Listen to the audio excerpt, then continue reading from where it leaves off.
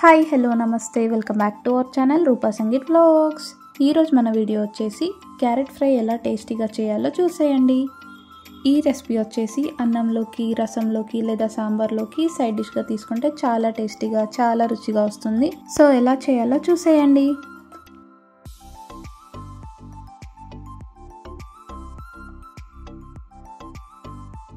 ముందుగా stove on చేసి బాండీ పెట్టుకొని 1 or 2 table spoon of oil వేసుకోవాలి.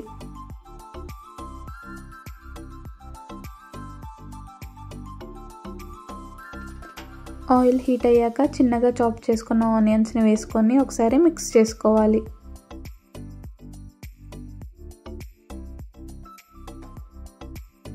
నెక్స్ట్ 7 to 8 పచ్చిమిర్చి వేసుకొని మరోసారి మిక్స్ చేసుకోవాలి. ఆనియన్ మిర్చి త్వరగా వేగాలంటే లైట్గా సాల్ట్ వేసుకొని ఒకసారి మిక్స్ చేసుకోవాలి.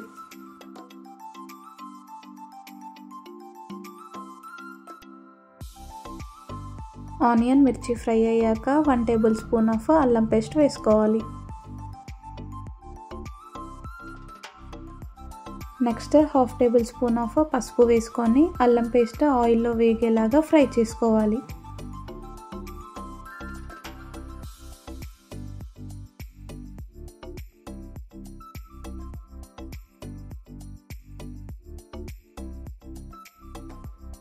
నెక్స్ట్ లైట్గా కరివేపాకు వేసుకొని ఒకసారి మిక్స్ చేసుకోవాలి.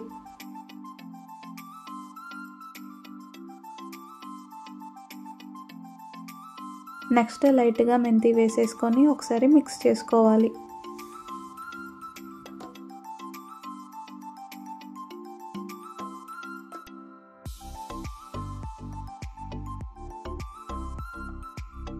ఇలా ఒకసారి ఆయిల్లో బాగా ఫ్రై చేసుకున్నాక మనం ముందుగా కట్ చేసుకొని పెట్టుకున్న క్యారెట్ని వేసేసుకోవాలి.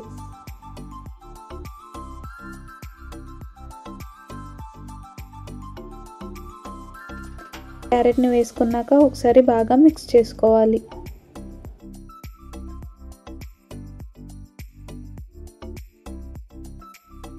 ఫైవ్ to 10 minutes క్యారెట్ని ఆయిల్లో బాగా ఫ్రై చేసుకోవాలి.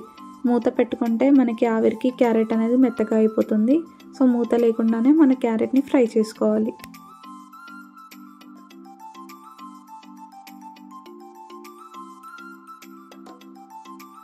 ఫైవ్ మినిట్స్ అయినాక చూడండి, మనకి క్యారెట్ అనేది ఇంకా బాయిల్ కాలేదు. సో ఇప్పుడు ఒకసారి మిక్స్ చేసుకొని మరో 5 to 10 minutes బాయిల్ అవ్వనివ్వాలి.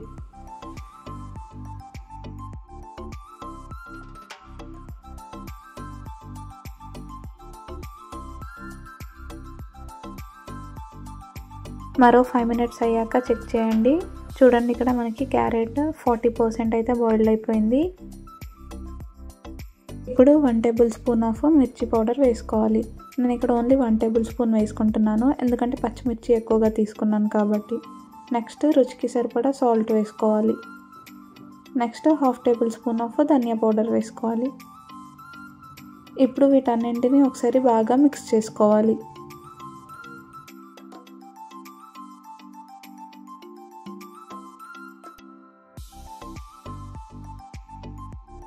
ఇలా ఒకసారి బాగా మిక్స్ చేసుకున్నాక మరో 5 to 10 minutes ఫ్రై అవ్వనివ్వాలి.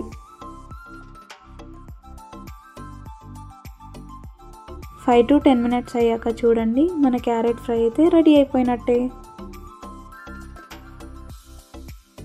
సో పైనుండి కాస్త కొత్తిమీర వేసి గార్నిష్ చేసుకోవాలి. అంతే, మన tasty dish carrot fry ready అయిపోయినట్టే. చూడండి, ఈ రెసిపీ వచ్చేసి అన్నంలోకి, రసంలోకి, సాంబార్లోకి సైడ్ డిష్గా తీసుకుంటే చాలా రుచిగా, చాలా టేస్టీగా ఉంటుంది. మీరు కూడా తప్పకుండా ట్రై చేసి ఎలా ఉందో కమెంట్ సెక్షన్లో కమెంట్ చేయండి. అండ్ మీకు నేను చేసే ప్రాసెస్లో ఈ వీడియో కనుక నచ్చినట్లయితే please do like, share and subscribe my channel. And don't forget to press the bell icon to get more updates. Until then, take care. Bye bye.